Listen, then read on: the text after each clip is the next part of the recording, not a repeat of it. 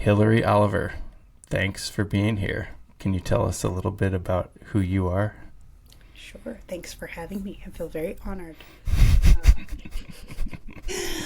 I'm a writer. I live in western Montana with my husband and my 3-year-old son, and I think we live really close to you. Maybe we actually might live in the same house. Yeah. I understand. It says in my notes here we're married to each other. So, yeah. I think that 3-year-old woke me up this morning at 5:30. Yep, same one. Okay. That's my 3-year-old. What kind of stuff do you write?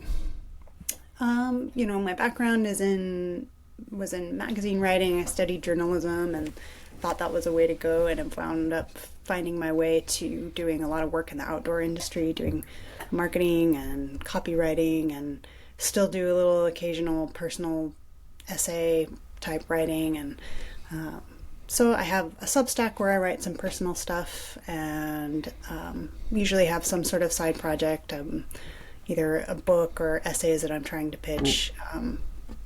A lot of it has to do with just either trail running or the outdoors, or larger life themes and parenting and things like that. And but right now, kind of my bread and butter day-to-day work is doing copywriting for clients. Like Hoka is one of my biggest clients, and or working for my friend's media agency, doing some work more for like philanthropic partners. So kind of the bread and butter stuff that pays the bills, and always trying to do my own little stuff on the side for fun. I understand your husband's nascent podcast is getting in the way of you writing your Substack for this week, so maybe we should hurry. Right. There's always something. So it's really easy to kick that one down. Like nobody's paying me for it. Actually, a couple people are. But yes, they are. Which I appreciate. So, as you know, this podcast is called My Favorite Things, and you sent me a list of 5 of your favorite creative works that you've experienced throughout your life. We're going to go through them in chronological order. You are the second guest on this podcast, and you are the second person to have Paul Simon's Graceland album on your list in the number 1 spot. So, can you take us to your first memory of listening to Graceland? Where were you? How old were you? Yeah, I was probably 6 or 7, I'm not sure, living in suburban Houston. And my parents had the tape, and it was definitely my first memory of... Actually, it was the second tape I stole, now that I think of it. The first was Herbie Hancock's, it was like a rip-off bootleg with Rocket on it, and that was... but I listened, which is great, very memorable, but this was like the first one where I have listened to it continuously throughout my life. That was like my first memory of listening to something just over and over, and the entire thing, and I know every little note and every little layer, and I'm so excited to hear. I can't wait to listen to the first episode with Bodie, because I want to hear what he said about Graceland. And I want to know if your next person is going to mention Graceland too. No, we're outlawing it after this. There's no more Graceland. Do you have a memory of what your favorite song on the album was when you were 6 or 7? I'm having to look at it, because boy,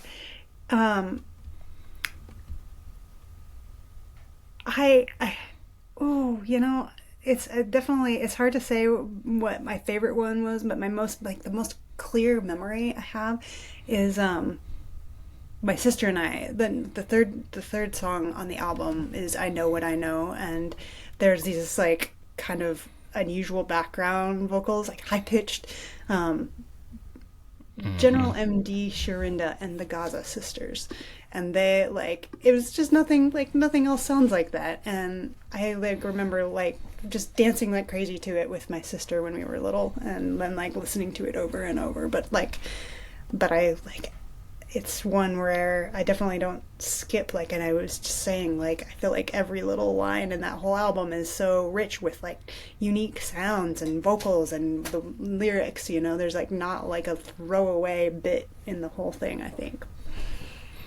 That's exactly what our last guest said. There's no skips on the album, but you can skip tracks pretty easily nowadays as opposed to when you were listening to a cassette. So if you're going to cue it up to listen to while you're, let's say, cooking on a digital device, what song do you start this album on?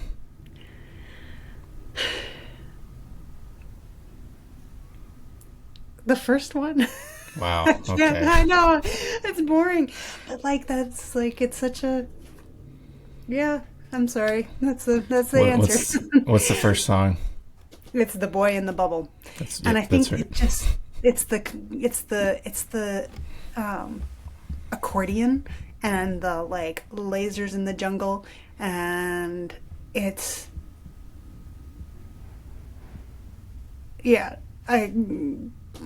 it's a feeling that is like, it feels so 80s and nostalgic, and yet as you're listening to the lyrics, they could be the same, they could be talking about now too, even though the actual technology that he's talking about dates it so much in the 80s. But the music is just a banger and like fun, and something I thought was interesting. I didn't know about like until recently. I just never gave that much thought to like the background of the album or like how it was made. I just loved all the different artists, and like I knew that a lot of the artists were African, but I didn't know how Paul Simon found them or whatever. But and maybe Bodhi probably told you all about this, but I had to look it up recently, and I thought it was interesting that someone had given Paul Simon a mixtape of Gumboots Accordion Jive Hits Album 2 that like sparked his interest in this type of music that was by these South African artists. And he said that it sounded hard driving, hopeful, and optimistic. And I was like, that's what I like about this album, is like it is like, even though it like mostly like it has some like bittersweet edges to it, it's like not super like bubblegum pop, but it's like, but it's optimistic and hard driving, and like, but it's just fun too. Like the saxophone bits and the accordion, they just like, it's the album that feels to me like I can't listen to it and be in a bad mood, Okay. Yeah. Another 80s thing is that Chevy Chase is in the video for Call Me Al, which feels very 80s. Very 80s. Okay. Number 2 is a little book called Jane Eyre by Charlotte Brontë. What year or how old are you when you first read Jane Eyre? That's a good question. I didn't think about that. I think I was in college the first time. I don't think I read it till college. Oh, big jump here. I know. And it definitely was not, it was something that I picked up. It was not in class. I did take a couple of Brit Lit classes, but didn't study Jane Eyre in it. So yeah, just read it for fun and loved it as a college student. And I don't reread books very much. It's like just too many books out there to read, but this is one that I have revisited, and I think I've read it 3 times, and it was quite a while between the first time I read it and the second time I read it, and it's like I have found different things, and it meant something totally different to me from when I was in college than when I was older. And I didn't have the concept, like I didn't also know that like when I was reading it in college, like I was just reading it for entertainment, I was not like looking at it with a critical eye really, and I didn't realize that it really is like, people call it like, it was basically the ancestor of the modern novel, like one of the first modern novels, and one of the first books that put the reader in the like interior mind of the narrator, the narrator, and it was kind of a shift at that time, so it was a big deal literarily, but I just honestly was reading it as entertainment, and as for the story. And when at the time I read it, I was in a short story as I was in a really conservative Christian environment where like purity culture was a big thing. And I think at that time, the themes that I pulled out were like, oh, Jane Eyre is such a character of, she has such character, she has such virtue, and she stands up for her virtue, and she doesn't give in, and she's long suffering, and she waits for the man that she loves, even through, like she stands up for, like, I guess I could give a summary in case you've never read synopsis. I have. Yeah. Not to be. Yeah. Do you not want to brag, give the synopsis? No, you should give the synopsis. I read it because you recommended it to me, and which means a lot. Thanks, because it's not a small book. It's like you're welcome. Yeah. Yeah. What is the synopsis? It's been a while since I've read it, but so a young girl, she's orphaned. She lives with I think aunt and cousin, and is abused and mistreated, and winds up in kind of a boarding school for orphans, I think, and mistreated there as well.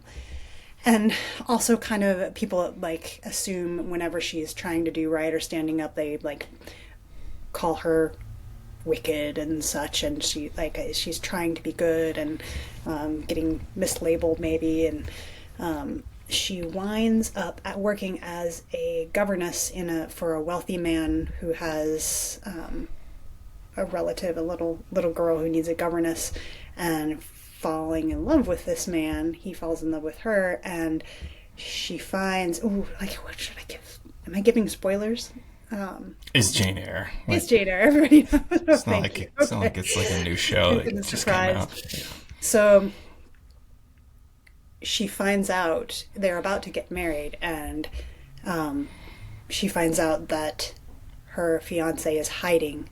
He's already been married, and he's hiding his wife in the attic, and she is a quote-unquote mad woman brought from the quote-unquote West Indies, and he's been hiding her in the attic, and she's like, you betrayed me, and she runs away because she's like, I can't marry you, and finds herself eventually living with this family, young man who's I think he's a pastor, missionary, or evangelist of some sort, and his sisters, and winds up finding that she has an inheritance so that she can be independent. And okay, fastest way around this. This young man, eventually they become very close, and he wants to marry her and take her to India to be a missionary, and she rejects him. And then eventually she's like, I have to find out, whether, like, whatever happened to Mr. Rochester, her original love, and goes to find out. But through all that, as a young person who was immersed in purity culture, the first time I read it, it was all very much like, oh, she saves herself and she holds out for her true love, And then I read it again later, and I was like, oh no, that's not what she's saying at all.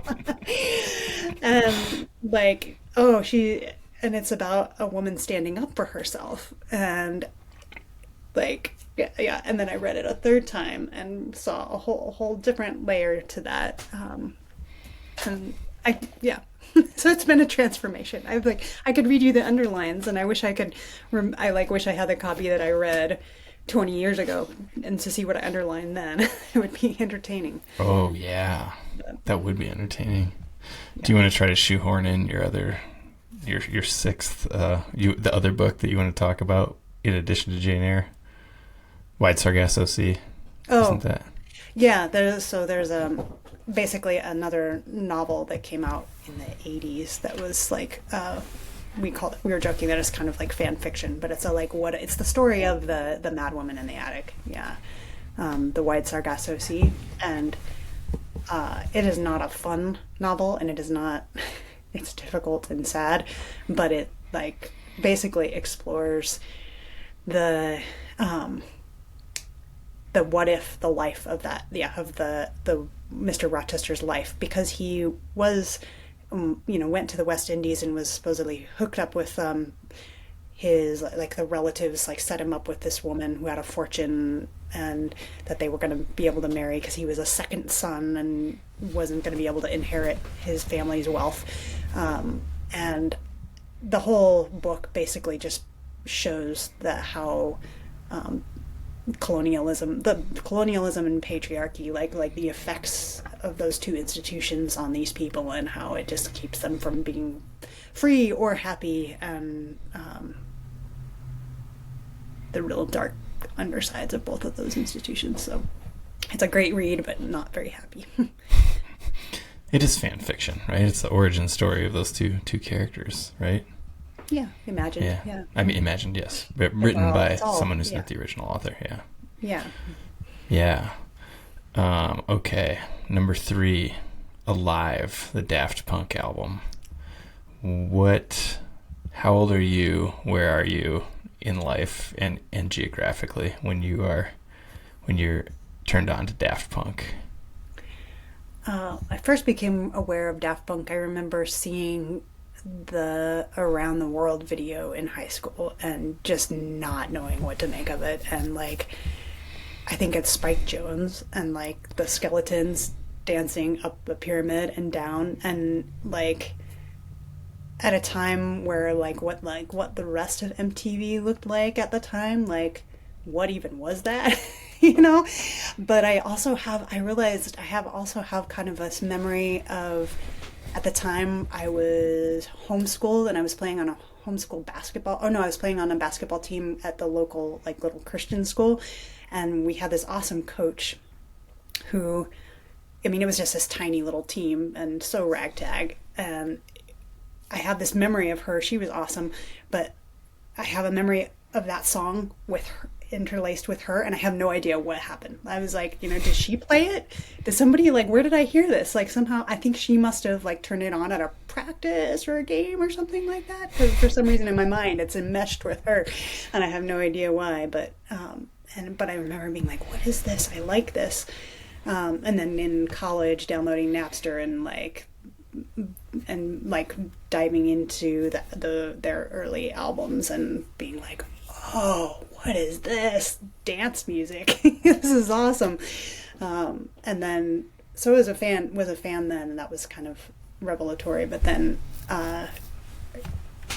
definitely when that album Alive came out, maybe it's obvious from my story, but I was not in the Christian purity culture anymore, and I was in a clubbing phase in Denver, and like really enjoyed going to shows, and specifically electronica and techno, and liked dancing. And it was like the timing of Alive coming out was right in the middle of that, and so there was a lot of listening to that very loud.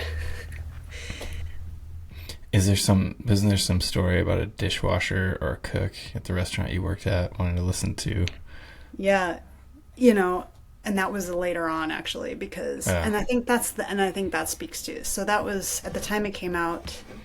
I was working at a magazine in Boulder and commuting and spending a lot of time at clubs in Denver and going to shows, and that, like, my magazine job, they like laid off a bunch of people in 2008, and I wound up working at a restaurant for a few years where you and I met eventually. Oh, that's right. Yeah, you remember that? Mm-hmm. And one of the guys who worked in the kitchen, he was Honduran and didn't speak a ton of English, but we could communicate a little bit. And my main memory of interacting with him was that One More Time was his favorite song, and like he would play it on repeat, and whoever was like because usually it was like who was chefing that night or doing expo was the person with the back of the house music, and like I can hear Yvonne's voice in my mind going, "One more time!" Like yelling through the window out to the expo, like, "One more time! One more time!" And it would go over and he'd be like, "One more time!" Like, and that was more like probably 2010. So are they like playing it on an iPod wired into okay. Yeah. Somebody's iPod in the back, like in the little like portable speaker in the expo window, you know. But yeah, so I guess that's to say, like, it was like multiple years later, you know, like I listened to it a lot when it came out, and it was like earth shattering because it's like the way I think of that album is like, it's like designed exactly for the brain. It's like, it was like musical algorithm. It's like as soon as you're like into a beat or into the like feeling it, and then like as soon as you like can have some change of interest or like are craving something else, it's like teasing you into it and then raising you up and like exploding that, and like it's just these crescendos and decrescendos that are like designed exactly perfectly for human consumption, to me, or maybe just mine. But yeah. One More Time, very meta, is like asking you to play it again and again and again, just in the chorus that is repeated throughout the song too, right? Yeah. It was funny. So, where does that take you now when you listen to the album now? I've listened to it a fair amount whenever I've run on treadmills. I feel like that's not very exciting, but because it's like it just will not let you be bored. It's like as soon as you're into it and enjoying it, it's like, oh, then into the next thing, you know. So sorry, that's not actually very exciting. That's a new memory from your album that you listened to when you were young and cool. Now it's become a. I don't think I was cool. I was young and dumb, but I've taken that album because it's for its function is that it just the adrenaline and the excitement of it and the like consistent interest is like perfect for running or cycling, like spinning and things like that. So I've logged some spin bike and treadmill miles over the years on that. Okay. And run fast and run like way faster because it gets you excited. Oh, okay. Maybe I should try it.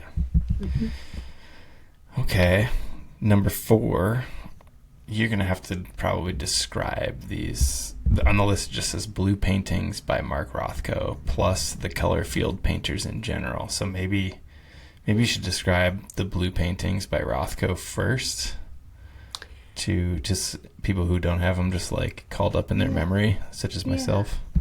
So if you haven't, I kind of assume most people know what a Rothko looks like, but if you never have, the one that I'm talking about is a large canvas, like probably taller than a person, that is a giant rectangle of royal blue with a smaller rectangle of a deeper blue in it. And it's just, if you look closely, it's just like layers and layers of paint to give a depth of this color, multiple shades of blue.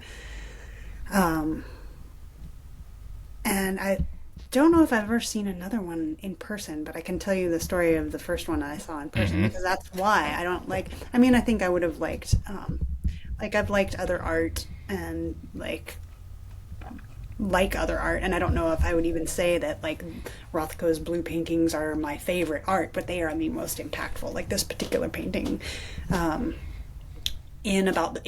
the phase when I was working as a magazine editor, I got sent to New York for a work trip, and went a couple days early to spend a couple days, like a long weekend, and took my boyfriend at the time with me. And I had never been to New York at that time ever before, and was like, well, you can imagine, totally blown away, but very excited.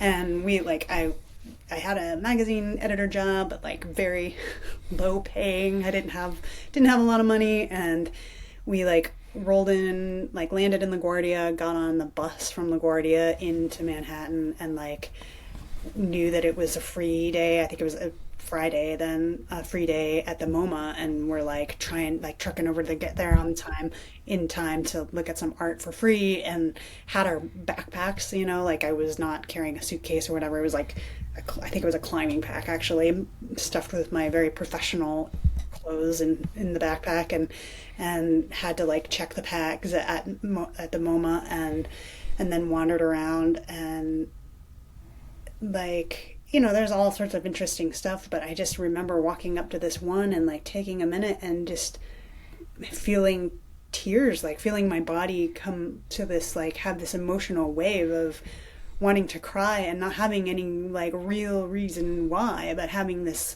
visceral like feeling in my body of emotion. And I'm not sure if it was like, maybe it was, I would say it was closer to sadness than happiness, but just sensation, and I was like, well, I don't know what this painting means, but it gives me these feelings. And then looking at it later, like learning a little bit more about Rothko, that was literally what he intended. He wasn't painting for people to think about the colors just themselves. Like, he was literally trying to express the basic human emotions, and at the time, my boyfriend at the time was a poet, an MFA, who was like his group of friends who we spent a lot of time with. We're all talking about literary criticism all the time, and like Derrida this, and like Nietzsche that, and like stuff that I hadn't read, or like struggled to understand, and felt ignorant about often, which, that's fine. Like, I'm not an MFA, but like, I think sometimes felt like I didn't understand a lot of art, or some of it maybe wasn't for me. And it was really interesting to look at this painting and just have a response to it, and then realize later, oh, that actually was the artist's intent to have that response. And over the course of the next few years, like, they had an incredible exhibit at the Denver Art Museum a while after that of color field painters, which that's what Rothko is color, like the field of like the background. I don't know the proper art terminology for it, but like big fields of color, basically, and they're abstracting impressionism, I think, or expressionism, but they're not, like, it's not an object, it's not like a picture or realism in any way. And I had a similar experience with another painting there that was enormous and orange, and I mean huge, like the size of a large room's wall at least. Like, it was an enormous painting, and having a similar, just like a wave of like warmth and happiness, and like almost like, not womb-like is like too extreme, but like just a different, like real bodily emotion to it, and enjoyed that. And it felt really good learning about these painters and what they wanted to express later on. And I don't know that much. I'm a very shallow, like, I just scratch the surface of it. I'm no art historian. I don't study it really, but like, it felt really good to have an experience with art that like I could understand, and really like, and feel like what I was getting was legitimate,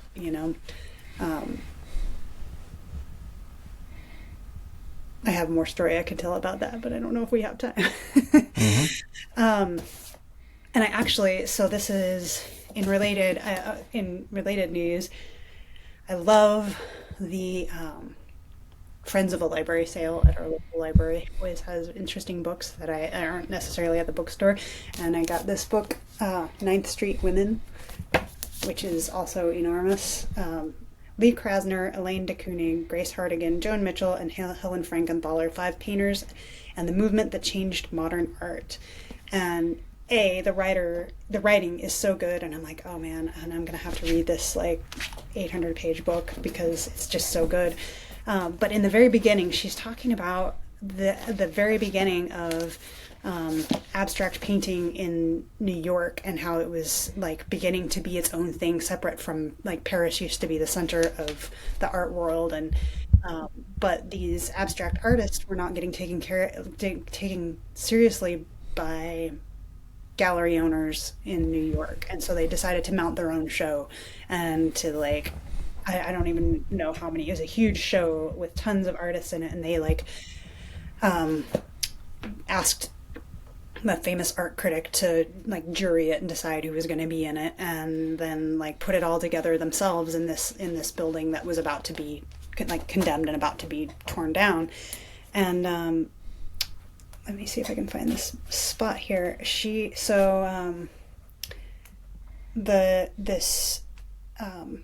One of the artists, so the artists would man the door themselves during this exhibit, and it was free. This one artist said, who was there, said, one quiet evening while he was guarding the exhibition, an elderly black woman appeared at the door and asked if she could come in. Yes, come in, Al Copley said with his heavily accented English. He was German. How much is it? She asked timidly. There's no cost. It doesn't cost anything? No, come in and stay as long as you like. It says the woman was only about 64 or 65, but looked much older, no doubt due to the hard work and long hours in those days of segregation, when only employment available to her would have been some sort of manual labor. And this artist is saying, she had this wonder in her eyes and a very sensitive face, and he wanted to follow her around and see like what interested her in the show. And that after studying one particular work for some time, she said, the artist who did this must have known a great deal. And he asked if she went to exhibits often, and she goes, I never do. Do you go to the art museums? And she says, no. Do you have paintings in your home? No. But she had cut out photos from magazines on the walls. And basically she's saying it's such a beautiful show, so many shapes and so much space. And she went home and got her family and brought them all back to see it, and like brought her friends. And I think this artist was saying like that this art shouldn't have anything to do with education, and that like should not have to be like remarkable in this like upper echelon education wise to understand it, and that felt really important to him. So reading that right now like kind of, I guess, made me feel reassured in like my appreciation. Like basically you should like what you like, and like sure, art criticism and like saying something and having a message, that's all important and great too, but it's like having something that moves you and that you like is ultimately, to me, the most important thing. That's great. It's long-winded. I feel like Rothko's the type of art that people would walk in and be like, I could do that. Like the most commonly, or color-filled painters maybe. Like, oh, my 8-year-old could do that. My 8-year-old could do that. Yeah. Well, he didn't. Yeah, right. Exactly. Okay, one left, and it is a movie called 20th Century Women. Can you give us a little sort of plot synopsis or summary of what the movie's about? Sure. So this was the most recent in my life. I think it came out in 2016. The director is Mike Mills. And the plot is, it's about, so Annette Bening plays a 50-something, I think she's like 55-year-old mom of a 15-year-old son, like teenage son. And she's raising him as a single mom, and they live in this incredible old house that she's having fixed up. And so she has tenants, and her tenants are played by Billy Crudup, Greta Gerwig, and oh my gosh, I can't remember the other actress's name. Dakota Fanning, is that right? She's the teenage friend of yeah. Or sorry, not tenant. She's the next door neighbor. Yeah, she's the next door neighbor. So sorry, Greta Gerwig and Billy Crudup play the tenants, and so as and that kind of older mom of a teenage boy, she's like having trouble connecting with him and is like kind of worried about him, and so she asks Billy Crudup and Greta Gerwig and Dakota Fanning to kind of help raise him, you know, and like support him, and it like kind of backfires in ways that surprise her. And he's like, so like Greta Gerwig plays this eccentric kind of punk rock artist, photographer, and Billy Crudup is like mechanic who works with his hands and is a like ceramic artist too. And then Dakota Fanning is the like teenage neighbor who, of course, the son has a crush on, and like they all, you know, kind of try to help him in their own semi-misguided ways, you know. And then there's like the generational differences between them all kind of play out in these funny ways. And music is really central to the plot, to like the different, you know, there's just trying, like the different generations trying to understand each other, you know, the son also trying to understand his mom and being frustrated by her like kind of rejection of him understanding her, like and part of the whole story is like the younger generation embracing feminism, and the mom being kind of like flummoxed by some of it, and then the punk rock music, and trying to understand it, you know. And yeah, there's complications ensue. Hilarity ensues. Yes. So you first watched this movie several years before you decided to become a mom, is that correct? Yeah, I didn't know if I wanted to be a mom, so yeah. And then since then I've had a son, and it like brings on, of course, many new angles, you know. And that's like definitely some of my favorite lines in it. Like they were beforehand, but they have taken on new meaning now, you know. If there's a pie chart of things that caused you to want to become a parent, how big of the slice of the pie chart is the movie 20th Century Women? Oh, that's an interesting question. The funny thing is that like Annette Bening, I don't relate with her so much as a mom, except that I covet her house. Like you should watch the movie just for the house that she lives in, and her aesthetic is like, it's beautiful. The colors, the paint colors, and the furniture, and like it's worth watching just for the aesthetics and the clothes. The like, I think it's set in 1979, so like, yeah. So it's like, I would not say that Annette Bening as a mom is my, like, she's an amazing character in that movie, and you can see her Shakespearean training as an actor coming out, and like the expressions and like little expressions in her face as she's having emotions are awesome. And I had read, I think it was Annette Bening who said that she's like refused to ever have any work done on her face because she's like, I'm an actor, this is like, I want people to see emotion, you know. And I'm like, yeah, that's awesome. It works because, you know, all these little things you see her the feelings that she's having. But I think there are some lines. There's a line where Greta Gerwig's character, who is probably in her young 20s, I think, in the movie, asking, she's diagnosed with, or she's recovering from cervical cancer in the film, and she's afraid that she might not be able to have kids, and she asks Annette Bening's character, like, well, was having your son like the biggest thing that ever happened to you? And she was like, yeah, I suppose it was. And basically, you just love him so much, you're just pretty much screwed. and I think of that line very often. It's pretty much true. What's the other one where I think the son asks her if she's happy? Oh, yeah. Do you know this? Asking yourself if you're happy is what does she say? As a real quick way to feeling depressed.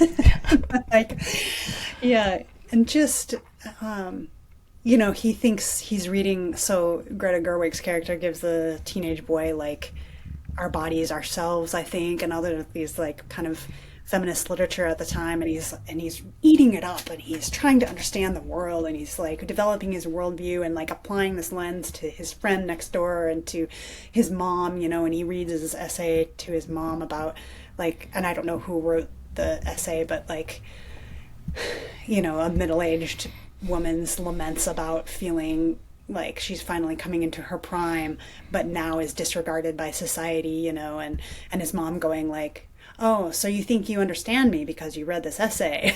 And he's like, and he's trying to, like he's literally trying, it's complicated because, and the mom is she just shuts him down, and like, it's, oh my goodness, there's so many things I could keep going and going and going about this, and like, I don't want to give away, like one of the funniest scenes I don't want to give away, but lots of them have to do with female bodily functions. Mm-hmm. Why do you think it's such a good movie for everybody to watch, not just people who are raising kids or have raised kids or My first answer is because it's just hilarious. Like, you don't have to have kids if like, it's just, the characters are just funny. Billy Crudup like totally steals this scene a couple of times, definitely one time. And that was also the movie that probably really either really started or cemented my like huge fangirling of Greta Gerwig. Like, I have like just about everything like she's done that I've ever seen, and I'm a huge fan. But like it has, I think Mike Mills wrote it and directed it in like as kind of an ode loosely based on his own mom, and the idea of trying to understand your parents, like trying to and like the kind of complications of between generations, and I think anybody, like everybody has parents, and that's like he really captures the like joys of having those connections, and then also the like frustrations and the humor and like, so it's like it's family life, but it's not just about parenting, and I don't think I'd ever seen a film that talked so frankly about women's lives, Mm-hmm. and in such a way that is just, there's so many hilarious moments. So, Mm-hmm. yeah, I would say you should watch it because it's funny. I have and watched beautiful. it. Watch it for Yes. the house, and watch it for the humor. Yeah. And the music. Greta Gerwig went on to do some other things, as I remember. Yeah. After that movie, yeah. And a few other people did things. I think one of my favorite scenes, this is not Greta Gerwig related, but it's like I would be remiss not to talk about the music in the movie, though. Like, one of my favorite scenes, let's see. So the teenage boy is off having his night, like off on the town or whatever, and with Greta Gerwig's character, I think, and the mom and the tenant, Billy Crudup, are hanging out, talking back at home, and they're talking about music, and she's like, I'm trying to understand, like, this is what my son listens to, and they're in, I think they're in Greta Gerwig's character's room, and they put on Black Flag, I think it is, and or maybe it's the Raincoats. And I think it's somebody lesser known than Black Flag. Yeah, I think it might be the Raincoats, actually, or maybe Susie and the Banshees. I'm not sure, but it's like something loud and it's like punk. Yeah, and she's like, I just don't get this. I don't understand. Like, do they know this is bad? Like, and he's like, well, what about this? And they put on Talking Heads, and like. And she's like, oh, this is more like it. And she and Billy Crudup are like dancing to Talking Heads. And she's like, okay, maybe I get this. But just that classic intergenerational, like, what is this noise? But they do it so well, and it's pretty funny.